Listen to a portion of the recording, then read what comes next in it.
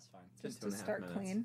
Oh, okay. All right. All right, welcome to Unlikely Disciples, the Catholic podcast for young adults made by young adults.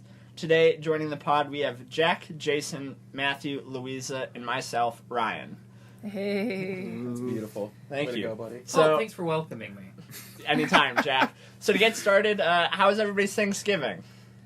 I feel chubby. I do all the time, so it's fine. The first time, and I cut you off. No. Go ahead. Okay. for the first time in my life, because I'm Mr. Fitness guy, I felt my belly, and I could peel away like a decent chunk of fat from my That's stomach. disgusting the way you explained that. I didn't like the So- word peel in that Peel. context. Okay, all right. Pinch and pull. No. Segment of fat from my stomach. Stomach. My stomach. All right, your turn. My turn? Tell a gross It was story. good. No, I'm not telling you a ghost story. Tell us Thanksgiving was good. story. Good time with family. That's pretty much it. I mean, it's always the highlight. Yeah, same for me. Had a Beautiful. big extended family brunch, so that was great. All 82 of us. Yeah. 82 of us. Ryan's I had Irish. And Italian. Seven people. at my I had 5, so take that. Wow. So My family is less enthusiastic Competition for about lonely. meeting each other. Oh, weird joke. All What are we right. talking about today, guys? Yeah, so today we're talking about why you should practice your faith in general, but we're all in college, so why are we practicing, or why is college a good time to start practicing your faith? Yeah, I think obviously we could do an entire podcast, not even just an episode on like why you should be Catholic in general. But ultimately, I hear all the time from people that, I'll practice my faith when I'm older. I'll practice my faith when I'm married. I'll practice my faith when I have kids. And they treat college like a pause button. And really, today we're going to talk about like why not only should you not do that, but why you really can't do that and do that well. So right off the top of your guys' heads, why did you end up practicing your faith in college? That's a good question. Who wants to go first? I'll. Jack's jumping in. Good job, Jack. I'm jumping into the pod. For me, like the summer before I went to college, I went to the Steubenville conference. But like I had gone like 2 times before that, so it wasn't, I wasn't expecting anything. But then like something hit me. So we went to this going to the college, like for the seniors. So at Steubenville, they have a talk that's for the seniors that are going to college. And so at the talk, they were talking about not living in this place of complacency, but going out and really pushing yourself. And that's what makes, pushing yourself. That's what makes, like, good Catholics Catholic. And, like, they stick with it and they persevere and they have fortitude. That's the word of the day, fortitude. What does fortitude mean, Jack? Fortitude is kind of like perseverance, but you're just sticking it out. Yeah. That's maybe not the best way of describing it. That's but no dictionary definition, but it Okay, gets so the job dictionary definition. Is it courage? Fortitude. Courage in pain or adversity. sticking it out. done. Well put, Jack. Well put.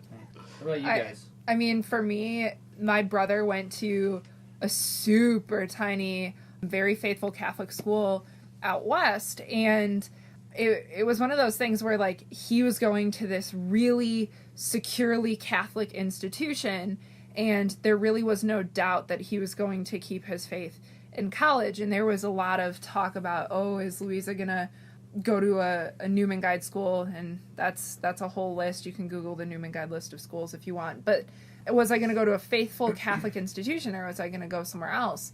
And when I decided on going to a public university, I really had to make a decision. Was I going to be a pusher or a pushy? And I can't remember if I've already talked about this or not, but just the idea of, do you push the people around you to be better, or do you let the culture push on you so that you lower to its level? And so I really had to make that decision to, much like Jack said, not be complacent in what I was doing. And I had this deep-seated fear of, if I went away from God that I would like forget how much he loved me and how important it was to follow him. And I didn't want to end up in that place where it's just like I no longer saw my faith in God as important. So I thought that the consistency was super crucial. I started living my Catholic faith out starting after my confirmation, my senior year of high school, and then coming in freshman year to college, it was, well, where's the easiest spot to find people that have the same morals I do? And that would be somebody that practices the same religion as you. But from there, I was like, well, do I really want to stick this out? Because it is a very strong time commitment. But luckily I did to find the wonderful people that we're sitting recording here today with. That is so so sweet. darn sweet. Because if I'm very much somebody that's like, would rather stick by myself and sit in my room by myself and not talk to anybody I don't know. But through our student ministry on campus has definitely helped my faith grow as well as my friendships go. Nice. Yeah, for me as why I'm practicing right now. So I'm a cradle Catholic, so I haven't had much pushback on my parents or anything about practicing the faith or not. Just the community and people around me, such as my siblings, have always kept me grounded. But going to college, I practiced, but I didn't try and grow in my faith in any aspect. So I just did the bare minimums of going to Mass and praying daily or somewhat infrequently. But now that I've, as Jason put it, found these wonderful people. This is so sweet. Yes, Louisa, it's very sweet. But having found these 4 other wonderful Catholics has definitely provided me a space that I'm comfortable in, where I'm able to grow, and I'm able to help them grow as well. Yeah. Convert in the house, Matthew Yeah. over there. Is that going to be an every time thing? Like when I speak? Yeah, Like just convert in the house? Might as well just change your name. Yeah. Hi, I'm convert. I'm convert. But yeah, like I came to school, obviously, I was well versed in the non-denominational background of the Protestant world, and my biggest concern coming to college was, what does my faith life look like? How am I going to sustain this? Because I know that it can get very difficult with just kind of the busyness and all of the noise in college. Also, I was going to a school where I didn't know a single person. So it was I was just very worried coming here. And little did I know that almost 2.5 years later, I'd be sitting here doing something like this, currently in RCIA, due to be confirmed Easter Vigil. Yeah. But like, Jack's yeah. Yeah, way to go. That's great. But I don't know, college is a very interesting time. Yeah, I didn't think that I would meet the people that I am sitting here with now. I didn't think, and then outside of this room, the people that I've met and grown close to. Would you say that it was rather unlikely? Ooh, gotta get some snaps there. It is very unlikely. But yeah, I don't know, if any of you, as far as college, like what, I know we're doing the why. Like I mean, yeah. So okay, so Jason, do you have the statistic? Yeah. So 2/3 of Catholics stop following the Catholic faith by the time that they're 24. So that is definitely very interesting, especially because some of us are closer to that number than others. Yeah. But college is definitely like a growth period for not only your faith, or not only for your academics, but as well as your faith life too. That can be a negative growth or a positive growth, but you should always strive for that positive growth, just like you do in your academics, because what would be the point of going to school if you're going to do poorly and just be like, oh well, I can just pay another semester, where with your faith life you don't have to pay for it and you're just like, oh well, but in the long run you do have to pay for it. And I think that is something that you're like, well, this is going to decide whether I become a saint when I die, or am I going to go elsewhere? Yeah. I think and the first time I heard that statistic, it was at a Steubenville conference. So This is not sponsored by Steubenville. We just have people who've gone to a lot of them. Shout out to Steubenville. Yeah. Although they could sponsor. Yeah, us. if you do want to sponsor. Hi. Hello. So at a Steubenville conference during my year when they did like the seniors going off to college, because I'm a year older than Jack, I heard a different talk than he did. And the talk that I heard was talking about how 66%, which is the majority for those of you who aren't as good at math, the majority of Thank Catholics. Thank you for clearing that up You're for me. so welcome. You know what? I want to be inclusive, okay? So the majority of Catholics lose their faith in college. And you, the listener, if you somehow found this podcast, I'm assuming that you're either in college, you know somebody in college, you're around the young adult age, or, you know, maybe not. But if you're in your life right now, you have to look at, okay, is whatever I'm doing strong enough to sustain long term? And if we treated our parents, our friends, our significant others, if you have children, if you treated any of these people the way that you treat God, how would they feel? And if you said to your loved one, whoever it is, hi, I will love you later. I will listen to you later. I will treat you well later. I will serve you and help you later, you know, in like 10 years when something else happens. But right now, this is the pause button on our relationship. You'd probably take a step back and be like, no, that's not love, right? And so you have to ask yourself, when you look at this majority of people leaving the Catholic Church, do they really genuinely love God? Because if they do, then why are they leaving? And again, if you look at any other relationship, if you love somebody, you're not just gonna like say, I'll catch you in 10 years. You're gonna be there with them, and you're gonna listen, and you're gonna help. So, does anybody have any thoughts on that analogy? Why do you guys think people our age group are putting their faith life on hold? Because it's hard. Mm-hmm. The discipline, the rules. Oh my gosh.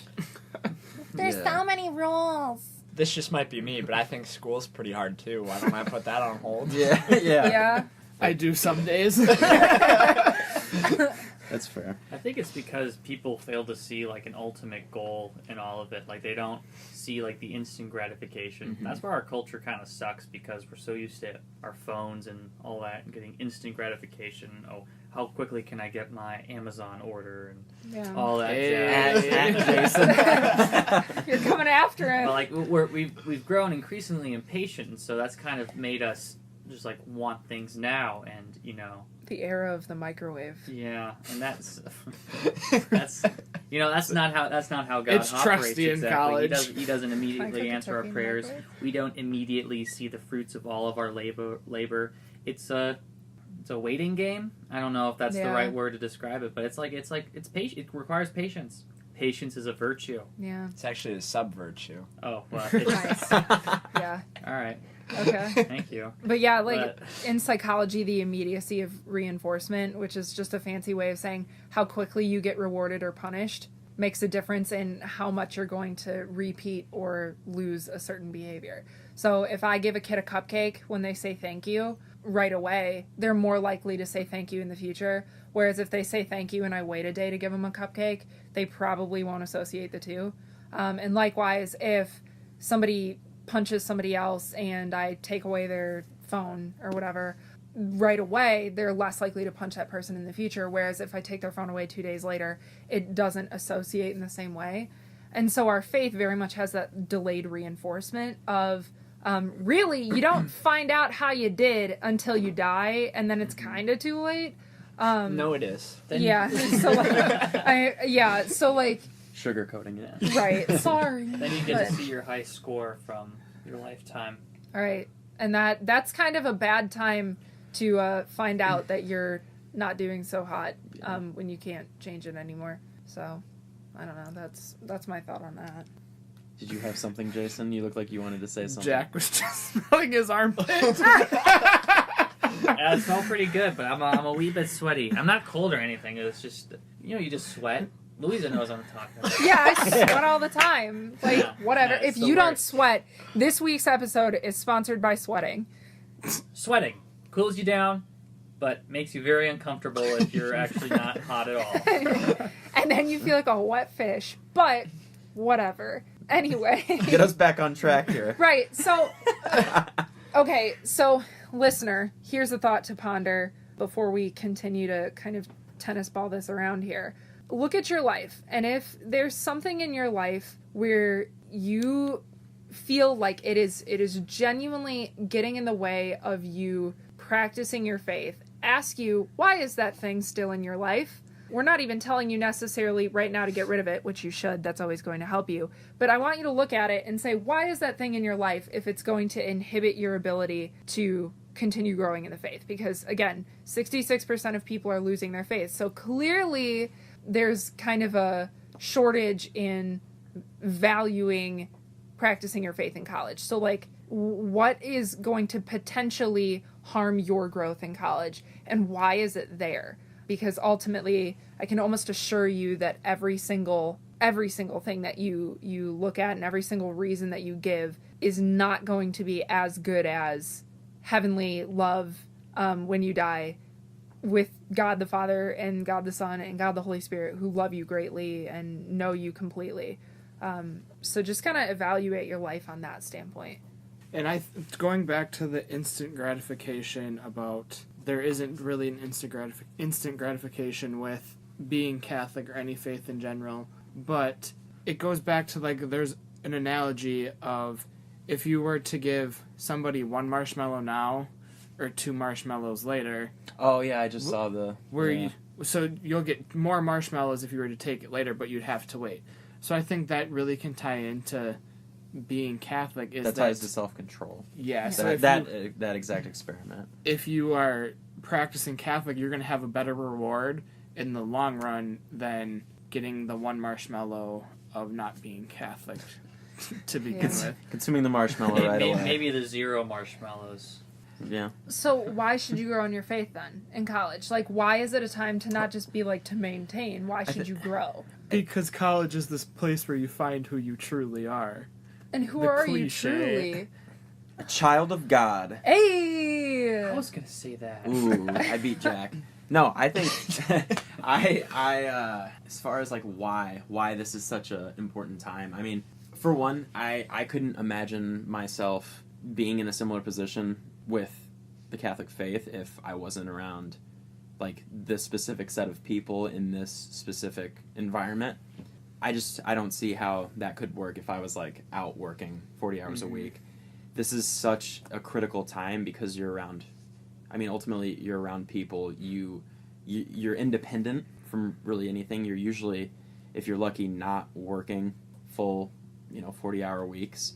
So you do have some time to kind of explore. If you need time to, I guess, learn about things like I am, I'm given the opportunity to do so because I have some free time between classes, between schoolwork, between the college ministry. Yeah. So I think, for me anyway, it's just having that excess amount of time to be able to dig a little deeper. Yeah, I somewhat agree with that. I think there still is a lot going on in college, and sometimes it's hard to break away from some of those friends or your studies and to form good habits or good community. And I think as you move on from college and graduate and get a real job, like as Matthew was saying, 40 hours a week is a lot, and you get home and you're drained and you want to go to bed. Right. Yes. So I think, like, at least for myself, a major factor of why I and others should make a concerted effort to growing right now is to form a good habit now is a lot easier than when I'm falling asleep on the couch at 8 o'clock. Don't be hating on me, Ryan. Sorry, Jason. But don't make fun of me, okay? I'm in a bowling class right now. Yes! So one of the tips our instructor gave us was in order to form good habits, so she's referring to good bowling form, was you have to at least take 1,000 reps. And so to get to 1,000 reps is a lot. Because you think about it, in bowling, you take maybe 20 reps a game. Maybe if you're lucky, 21. Good math, at Ryan. At most. So if you start now while you have this free time, it's a lot easier to get to that 1,000 rep mark. I think what you're getting at is kind of building like that strong foundation, Yeah. so that later in life, when Exactly. you are working 40 hours a week, you're Or when less you're likely, responsible for kids or right? spouse You're or less whatever. likely to fall into, oh, well, I just got home from work, I'm tired, I'm just going to go to sleep. Right. And you still have that foundation of like, no, I need to sit down and pray. I need to do, X, Y, and Z, relating back to faith. Yeah, and as Louisa was saying, you're able then to eventually move on and help grow either your children or your parishioners, depending on what your vocation is. Yeah, and also, like here I come in with the doomsday. Just coming from like a super pragmatic standpoint, we don't necessarily realize that every sin that you commit is a sin that put Christ on the cross, right? He had to die for that sin that you're committing so that you could have the potential to be saved if you so chose to love him and follow him. And so, when you're looking at your life and you're like, what's 4 years worth of sin? That's a horrible way to look at it, right? Like, what if you said like, oh, what's 4 years out of this friendship? Like, what if I was just like absolutely awful to my best friend for 4 years, or absolutely awful to my boyfriend or girlfriend for 4 years, and then like I'll just try and like recover after that? Your sins add up, and it's certainly a lot easier to avoid sin if you are regularly praying, if you are obtaining the fruits and the graces of that prayer, if you're receiving the sacraments like the Eucharist or reconciliation, confession, whatever you call it, regularly. That builds up your strength and it creates a relationship with grace in your life so that you hurt God less, which sounds like a pretty good motivator just at any point in your life. Mm-hmm. You got something to say, I Jack? did. I forgot how I was going to put it. And, God's always going to love you, but when we say that sin's going to... Spit it out, Jack. I'm trying to, yeah. When we sin, when we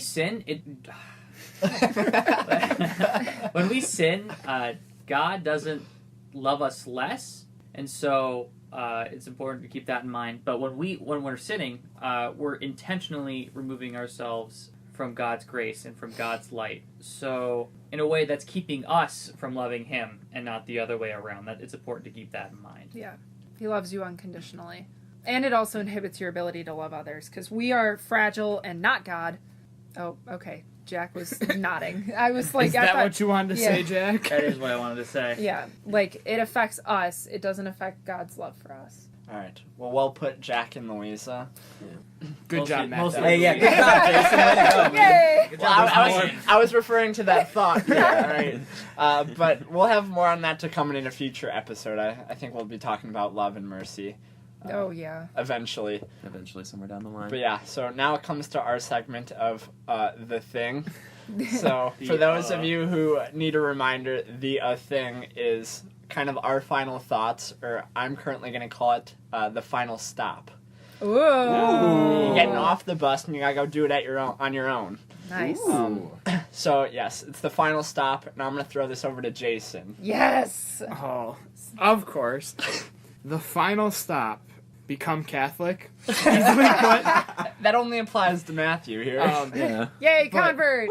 Don't only just become Catholic, live your faith, live the Catholic faith.